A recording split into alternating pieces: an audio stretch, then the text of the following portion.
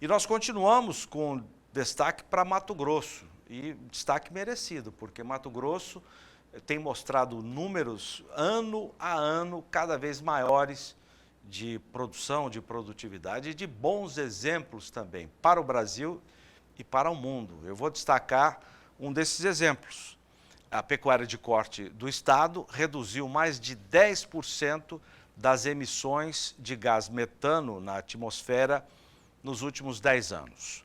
O dado é do Instituto Mato Grossense da Carne, o IMAC, que ontem passou as informações durante uma live na internet. Mato Grosso saiu de uma emissão de 135 quilos, vamos guardar, 135 quilos de metano, o CH4, por bovino abatido, para 121 quilos de metano por animal abatido. De 135 para 121 quilos por animal. Estamos falando das emissões do gás metano. Nós vamos conversar direto de Cuiabá com o Bruno Andrade, que é diretor de operações do IMAC, que trouxe esses dados para a gente. E a entrevista conta com a participação do João Pedro Cuti Dias, que é o nosso comentarista. Mas antes, boa noite, né? Boa tarde, agora 6h18, né? Boa noite em Brasília, para você, boa tarde aí em Cuiabá. Ô Bruno, a idade dos animais abatidos contribuiu para essa redução? Exatamente. Boa tarde, né, Zaidan, obrigado pelo convite. Exatamente isso, né? Em 2011, a gente tinha aí aproximadamente 5% dos animais sendo abatidos com até 24 meses de idade. E em 2021, esse volume de animais com até 24 meses, ele aumentou para 37%. Então, esse aumento de animais mais jovens, né, da quantidade de animais mais jovens abatidos, fez com que a gente tivesse essa redução na emissão de gás metano entre esses 2 anos, né, utilizando esses 2 recortes, no número de animais abatidos. Então, é um dado muito interessante, mostra exatamente que a intensificação ela é favorável ao meio ambiente, além de ser rentável ao pecuarista e produzir produto, né, a carne bovina, de excelente qualidade. Não mudou a dieta, foi só a idade do que nós estamos falando. Exatamente. A gente fez uma simulação considerando a emissão média de 50 quilos de metano por animal ano, né? E aí o único componente que nós variamos foi, de fato, a redução da idade de abate desses animais. E a gente sabe que nesses últimos 10 anos a nutrição evoluiu bastante com o uso de aditivos na nutrição, e isso pode fazer com que o animal produza menos metano, né, por ano do que a gente considerou na conta. Legal. Ô Bruno, o João Pedro está aqui e vai te fazer uma pergunta também. Boa tarde, Bruno. Parabéns pelo trabalho de vocês, porque eu acho que ela é muito importante. Nós temos que mensurar isso. Se fala muito no Brasil e no mundo, se fala muito da questão do metano, mas não se mensura, não se mostra números claros a respeito da questão. E quando você olha o bovino, quando você olha ele no contexto geral, a emissão de 121 quilos por animal durante o ciclo de vida dele. Mas quanto que foi sequestrado no solo? Uma pastagem boa, como vocês têm no Mato Grosso, que ela tem potencial de produzir 10, 12, 15 toneladas de matéria seca durante o ano, na parte aérea, ela vai botar umas 5, 6, 7 na parte subterrânea. Isso é carbono retido. E outra coisa, hoje é uma campanha no mundo contra a carne bovina, em alguns países, especialmente na Europa, com aquela ideia, less meat, less eat, menos carne, menos calor. Mas eles não olham no contexto geral. Quanto que esse animal sequestrou de carbono que está na forma de matéria orgânica? 1% de matéria orgânica mais no solo são 10 toneladas de carbono ou 26 toneladas de CO2. Exatamente, boa tarde. É exatamente isso que a gente tem visto em alguns estudos que são publicados. Inclusive tem, né, o programa Carne e Carbono Neutro da própria Embrapa, que mostra a possibilidade da gente, inclusive, zerar essa emissão de gases de efeito estufa, utilizando sistemas produtivos mais intensivos do que a gente tem utilizado na média aqui no Brasil. E o estado de Mato Grosso, se a gente considerar as áreas de pastagens degradadas, em torno de 9 milhões de hectares, a melhoria dessas áreas de pastagens pode fazer com que a gente tenha um sequestro de carbono superior às emissões que a própria pecuária nas áreas de pastagens pode promover. Então, o cenário é extremamente positivo para a produção pecuária e nós não devemos nada a ninguém. Nós não devemos nada a nenhum outro país do mundo, porque a nossa pecuária ela é eficiente e ela é sustentável porque ela promove a remoção desse carbono que está aí na atmosfera. Ô Bruno, o que mais nós podemos, aonde mais podemos chegar? Porque vocês divulgaram que nos últimos 10 anos a redução por animal abatido foi de 10%, um pouquinho a mais do que 10%. Vamos projetar isso para os próximos 10 anos. O que dá para a gente imaginar de mais redução do metano? Olha, existe um estudo da Embrapa, inclusive, que trata da possibilidade de, se nós utilizarmos sistemas de produção mais intensivos, integrando a pecuária com a lavoura, a gente pode reduzir a emissão de metano de 50 quilos por animal ano para algo em torno de 40 quilos por animal ano.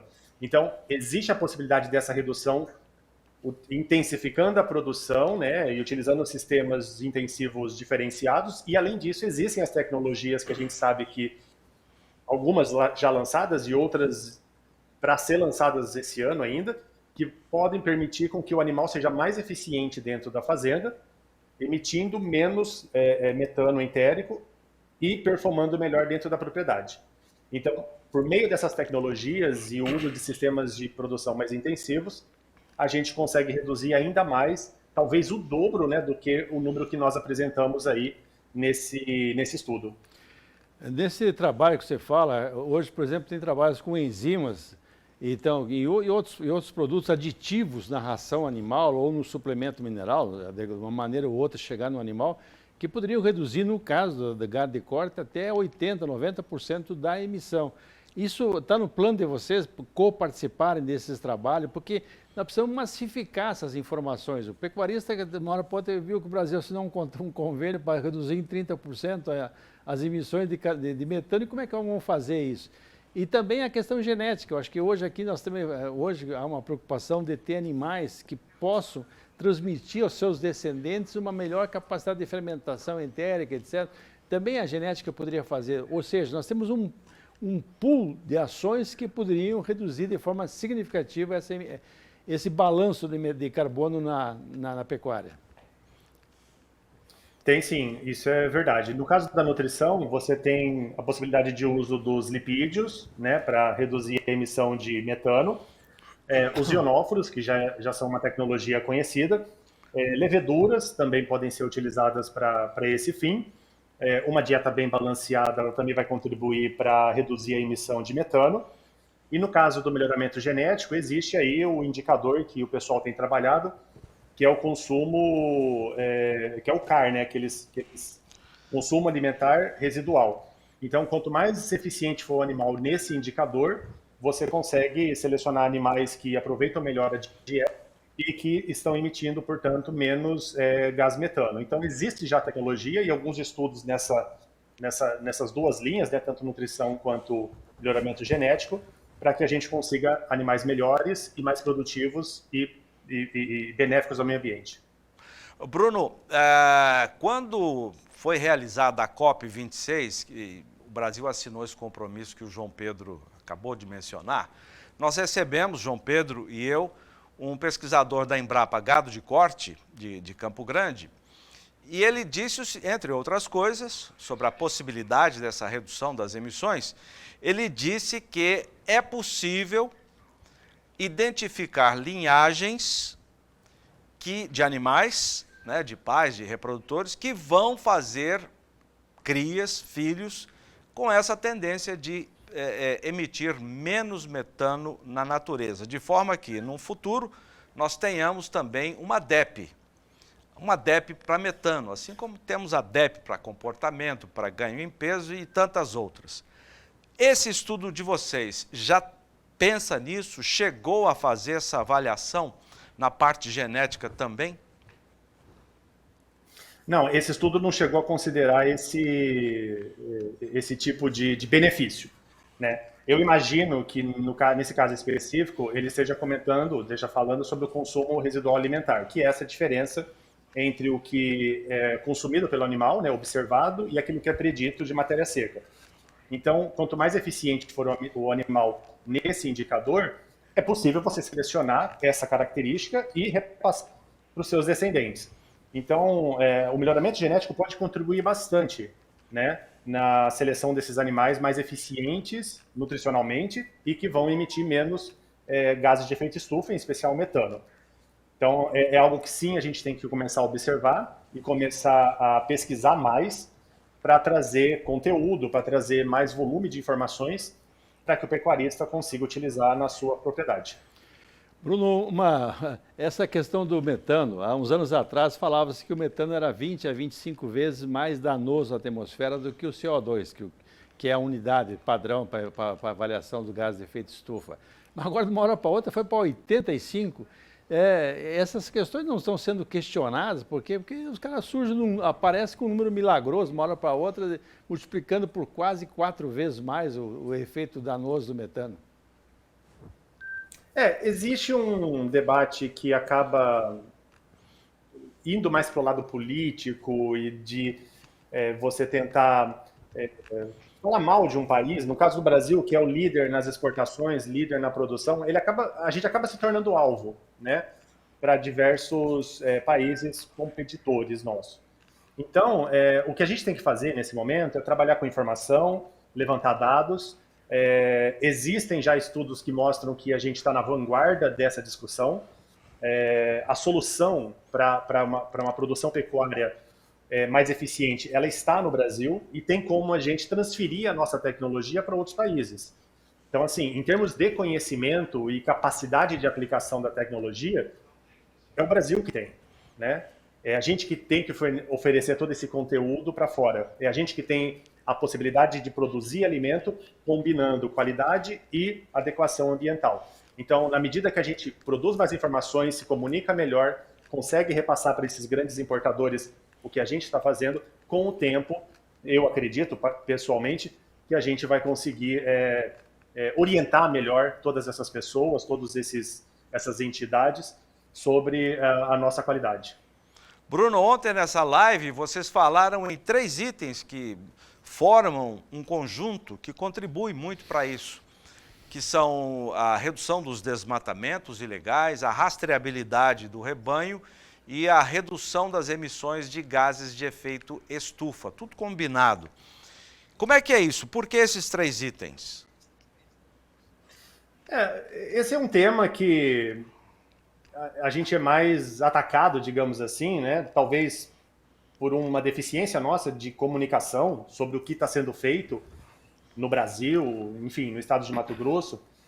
Então, é muito necessário que a gente, nessas participações internacionais, consiga levar todo o avanço que a gente está conseguindo fazer aqui no Brasil. Então, em relação à regularização ambiental, a gente tem avançado bastante. Em relação à aplicação da intensificação com sustentabilidade também, né, por meio dessas práticas integrativas, lavoura e pecuária, e transparência, né, porque hoje a gente tem quase 100% dos abates sendo fiscalizados de alguma maneira. Aqui no estado de Mato Grosso, existe um levantamento feito pelo Ministério Público Federal de que mais de 85% dos abates são verificáveis. Então, nós temos excelentes números e eles precisam ser mostrados para fora. Bruno Andrade, você tem mais uma colocação? Nós temos 1 minuto para... Essa experiência do IMAC, em que você reúne todos os integrantes da cadeia, precisaria ser divulgada mais para poder outros estados copiar vocês, porque é muito importante que a cadeia trabalhe integrada, né, Bruno? Não, é muito importante, né? Então, essa experiência que o estado de Mato Grosso conseguiu construir a partir de 2016 traz um impacto positivo, assim, fenomenal, né? Então, você tem a indústria frigorífica, você tem produtores representados pela Acrimate e o estado de Mato Grosso sentados na mesma mesa, discutindo melhorias para a cadeia produtiva no estado. E é claro que isso acaba refletindo e em melhorias para o Brasil como um todo e num produto melhor que pode ser exportado, que pode ser comercializado para todos os países. Bruno Andrade, muito obrigado pela gentileza de falar com a gente. Parabéns pelo trabalho. Um abraço para todos do Instituto da Carne aí de Mato Grosso. Muito obrigado. Bom trabalho. Obrigado pelo convite, boa tarde a todos.